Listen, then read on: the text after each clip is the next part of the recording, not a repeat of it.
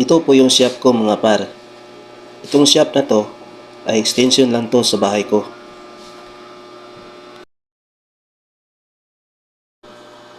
Dito ako gumagawa ng mga alahas. Ito po yung table ko at mga gamit ko. Di pa po ako kumpleto sa mga gamit o mga jewelry tools. Marami pa po akong kulang na mga gamit.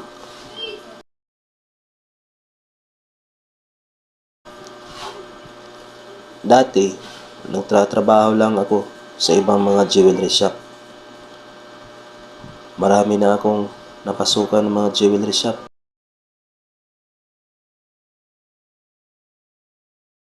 Ngayon, dito na ako sa bahay nagtatrabaho. Sa awa ng Diyos, tinulungan ako ni tatay. Tatay po ng asawa ko. Kaya nagpapasalamat ako. Bumili po siya ng mga gamit pang jewelry noong 2018. Kahit di pa po kumpleto, ay pwede na. Nakakagawa na ako ng mga alahas. Hirap lang mga par kasi walang walk-in ng mga customer. Kasi nasa bahay lang tong shop ko. Yung ibang mga ginagawa kong alahas ay kuha lang po galing sa online o sa Facebook.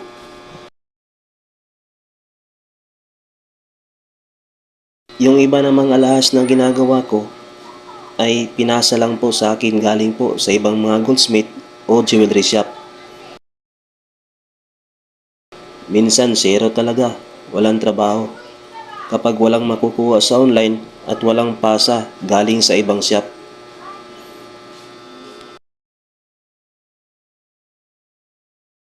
Buti na lang, itong mga basura sa loob ng shop ko, itong mga liha na nagamit na, yung mga kulo na nagamit na, lalo na itong nasa flooring.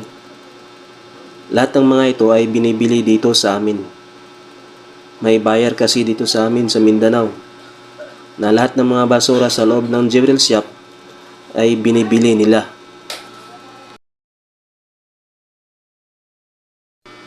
Kaya wala pong masasayang sa loob ng shop ko.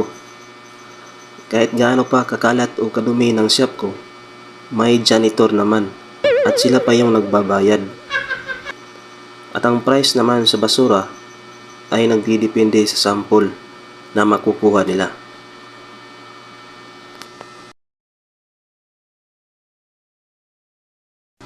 Kapag ang basura mo ay aabot na sa 1 taon, yan po ang binibili nila.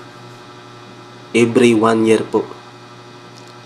Hindi basura po sa labas, kundi basura po sa loob ng jewelry shop.